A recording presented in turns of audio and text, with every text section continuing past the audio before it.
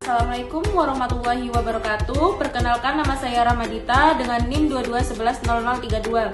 Di sini saya merupakan mahasiswa S1 Farmasi Universitas Kadar Bangsa Palembang. Pada hari ini Sabtu 12 Juli 2025, saya akan memenuhi tugas mata kuliah Undang-Undang dan Etika Kefarmasian dengan dosen pengampu Bapak Dr. Hendra Sudrajat SHMH dengan judul Farmasi dan Teori Konstitusi Nusantara, apoteker sebagai penjaga keseimbangan etis dan hukum lokal. Pertama, adanya pendahuluan. Teori konstitusi Nusantara ini menekankan pentingnya pengakuan pluralisme hukum dan keberadaan masyarakat hukum adat dalam sistem konstitusi Indonesia.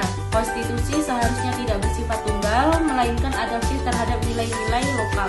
Hal ini sejalan dengan gagasan konstitusi hidup atau living constitution yang mengakui praktik hukum yang tumbuh dari bawah. Dan selanjutnya, dalam praktik kesehatan komunitas seringkali ditemukan dua bahan dan metode penelitian ini menggunakan pendekatan kualitatif, yuridis, normatif dengan sumber data sekunder berupa jurnal ilmiah, buku, regulasi pemerintah, serta laporan lapangan antara tahun 2020 sampai 2025.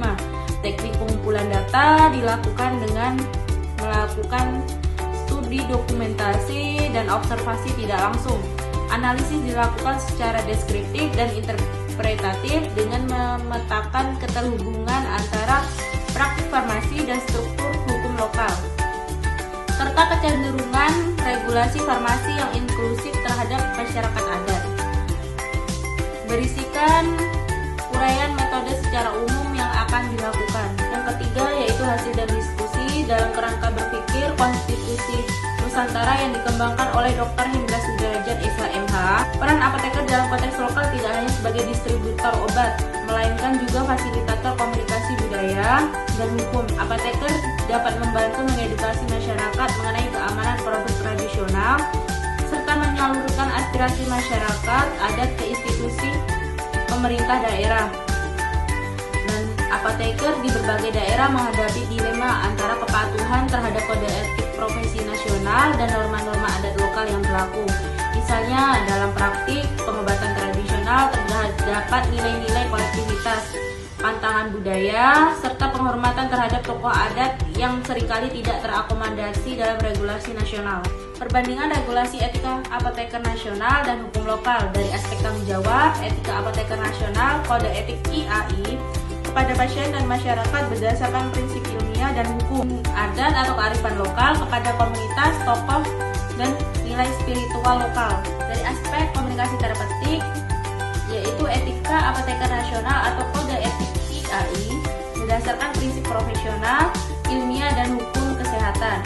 Hukum adat atau kearifan lokal mengedepankan bahasa lokal atau pendekatan keluarga. Aspek informasi obat, etika apoteker nasional atau kode etik IAI harus akurat, ilmiah, dan sesuai regulasi BPOM. Hukum adat atau kearifan lokal disesuaikan dengan pemahaman lokal, termasuk penggunaan istilah tradisional. Kesimpulan, apoteker tidak hanya bertanggung jawab dalam aspek teknis pelayanan farmasi, tetapi juga memiliki peran strategis sebagai penjaga integritas etis dan hukum, khususnya dalam konteks masyarakat yang pluralistik dan multikultural. Dalam masyarakat yang syarat dengan nilai-nilai lokal, kepercayaan tradisional, dan sistem hukum adat, apoteker harus mampu menempatkan dirinya sebagai penghubung antara ilmu kesehatan modern dan kearifan lokal yang hidup di tengah masyarakat. Hal ini menuntut kepastian reflektif dan sensitivitas budaya yang tinggi agar pelayanan farmasi tidak hanya efektif secara medis, tapi juga diterima secara sosial dan budaya.